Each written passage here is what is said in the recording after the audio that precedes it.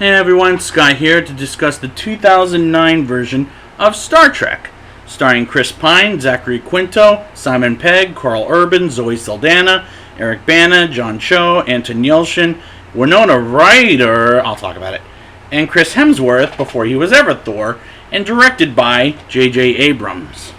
Now I remember going to theaters for this, and at first I wasn't impressed, but then I heard good things about it, and I thought, maybe I should get this another look at until months later.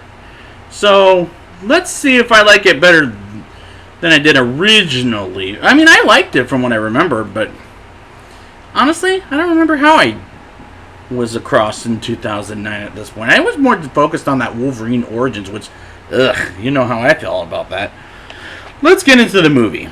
The movie opens with George Kirk, played by Chris Hemsworth before he ever played Thor, takes command of a ship when Captain Robow goes to Nero's ship, and Nero, played by Eric Bana, kills Robow. And as George's ship gets attacked, Winona Kirk gives birth to a baby boy with the name of Jim as they call him, Tiberius Kirk.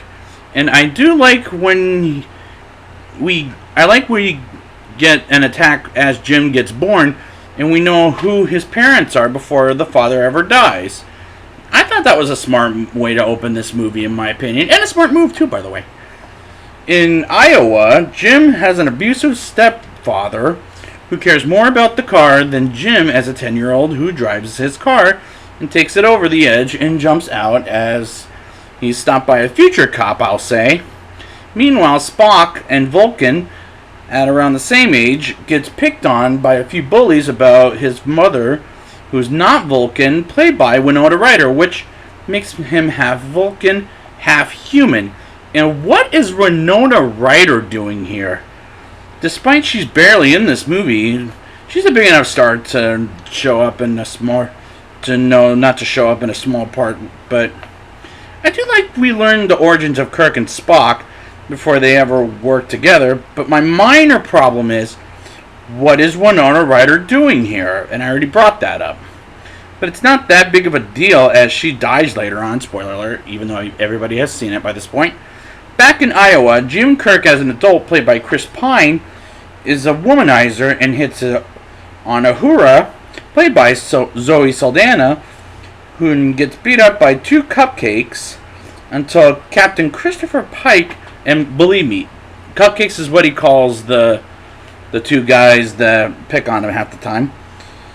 Until Captain Christopher Pike recruits Jim to Starfleet Academy because of his father being briefly captain and saved a lot of lives, and Jim accepts and meets Bones, played by Carl Urban, who's a character I laugh at because of his lines and the way he says them. For example, study my ass.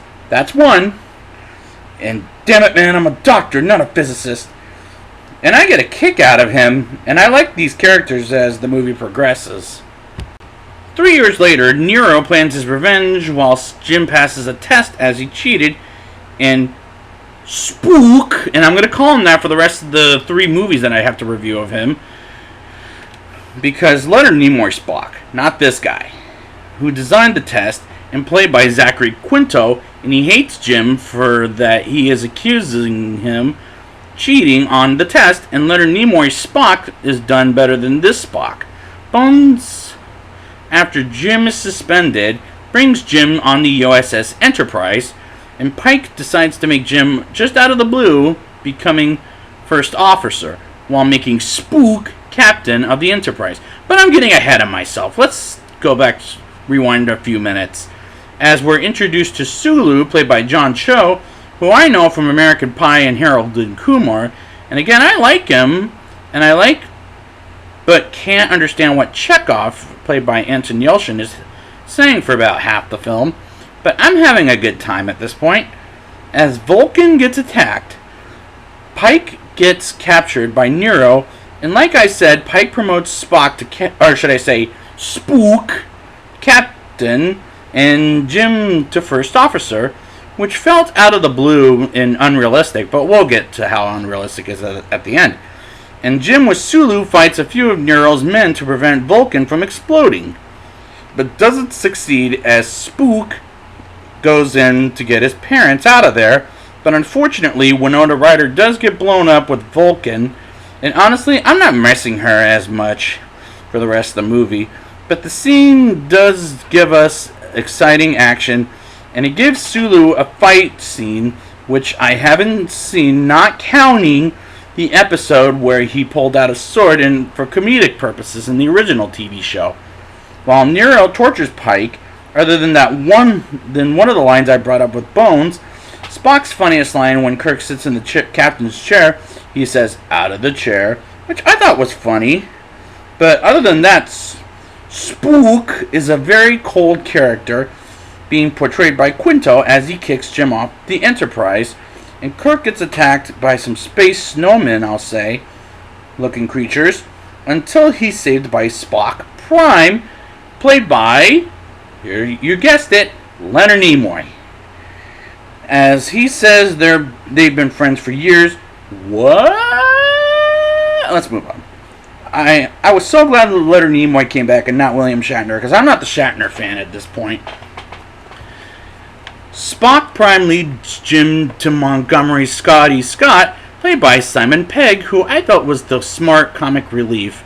And I crack up during his scenes as Spock Prime beams Jim and Scotty up to the Enterprise, but Scotty is stuck in the water pipe, and Jim gets him out of there and stops Spook from not rescuing Pike, and killing Nero, not destroying the ship.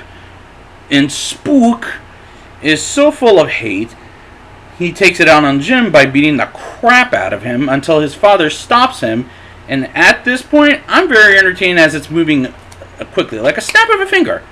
After Jim is attacked by Spook, Jim takes over as captain, which felt very unrealistic, but it's moving on, and so will I.